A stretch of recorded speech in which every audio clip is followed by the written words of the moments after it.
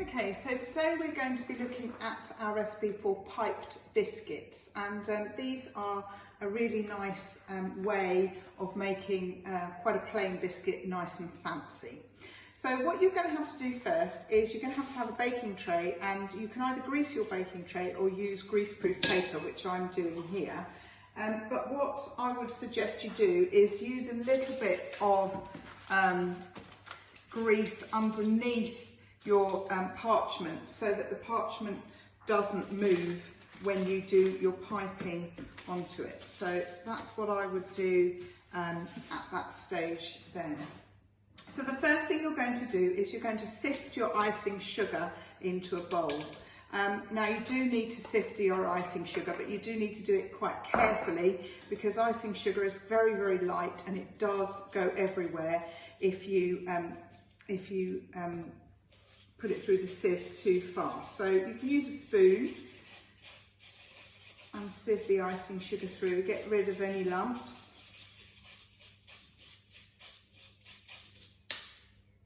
And then what you're going to do is you're going to cream the icing sugar and the margarine or butter together.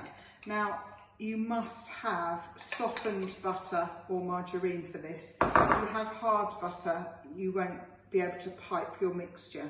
So make sure that your butter is nice and soft.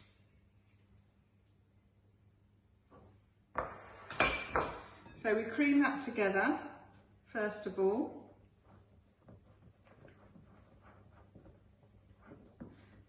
Making sure that we mix the icing sugar well into the softened butter. It doesn't take too long.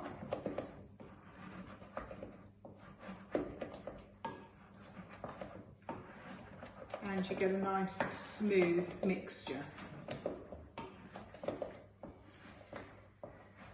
Okay, once you have done that, you're going to fold in both the flours and the vanilla essence. So I'm going to sieve the plain flour first of all, and you need to use plain flour for this because you don't want the biscuits to rise too much.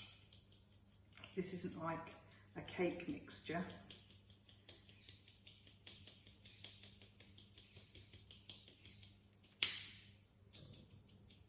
Okay. And then you also sieve in the corn flour.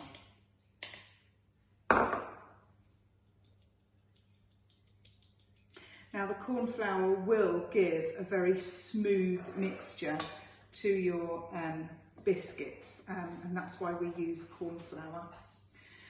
At this stage you also add your flavouring, so vanilla essence, so a teaspoon of vanilla essence goes in.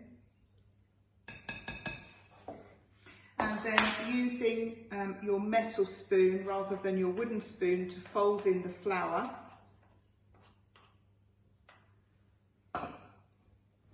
You do this in a figure of 8 method, just like this. Right, okay, once you have made your mixture nice and smooth and mixed it in, you then get to the piping stage. So I use a jug, we have a piping bag and a nozzle. Now, the way we do this is you need to cut the end of your piping bag, making sure that your nozzle can be stuck out the bottom. Then using your bag, you're going to put your, using your jug, you're going to put your bag into your jug and fold the edges down over the jug so that you can then fill your bag. Now, there are lots of different types of piping bags that you can get hold of that are cloth or smaller sized. They have nozzles attached or they don't have nozzles attached. But you also can make your own piping bag using parchment as well. So that's another way of doing this. So I'm just filling the piping bag up quite high with all my mixture, like that. And then what I do is I roll the bag back up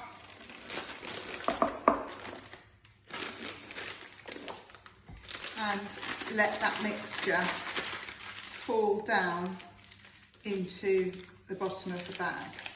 So you end up with the bag shaped like a cone. So you're going to twist it round at the top using your hand at the top, and then you're going to squeeze the biscuits onto your baking tray. Okay, so to pipe, what you're going to be doing is you're going to be creating for Viennese fingers, piping into a long lozenge like that. And what you're going to want is you're going to want to have matching pairs so that you can make biscuits which are sandwiched together. So I'm going to show you a couple of techniques that you can do. So these are the lozenges. When you're piping, you need to squeeze down at the top and use this hand as your hand that moves. So you can either make Viennese squares, or if you want to make Viennese swirls, you're going to create a circular biscuit like so.